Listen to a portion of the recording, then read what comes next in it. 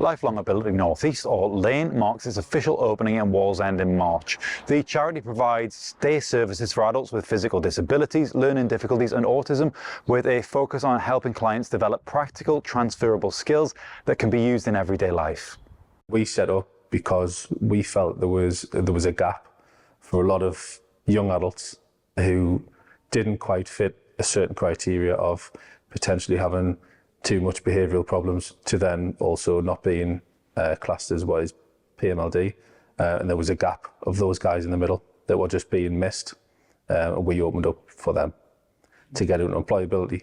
And I could see that there was people leaving from, as I say, education where I was, going into social care, and you were seeing, I don't know how to word it, not going backwards, but like a regression almost around because therapy wasn't happening, or you get a lot of things in education that you don't get in social care.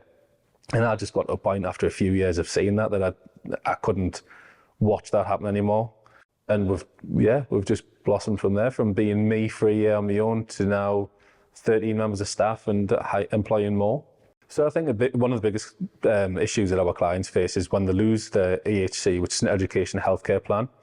When they lose that and leave education and they come to someone like ourselves who are social care funded or health funded through ICB, a lot of those guys will almost overnight lose the physiotherapy funding, for example.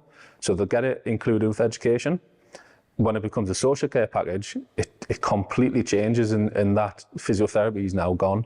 It's a real issue for not even just the people who come to LANE, the people that access all of the other services, probably nationally. It's a big issue that they lose that, and it all comes down to funding, which is a shame, it really is. So we're hoping that after the opening that we can bring more open up more facilities to the wider public. So we've got our own gym here, for example. We access that day to day. We don't use it as a gym for clients to just use for their skill development. We use that as a sort of a stepping stone to moving into a public gym and being again in a real world scenario. But just opening up the facilities that we do have, and ideally expanding on that as well. We're looking at, as I said earlier, funding for a bus, potentially funding for a sunken trampoline, so we can have rebound room. That would be ideal. But of course, like anything else, it takes money coming in. So I think from the opening, I think that exposure will open us up the funding stream.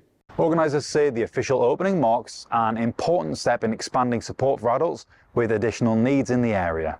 The charity hopes the new chapter will strengthen its work within the community and encourage wider awareness of the services it provides.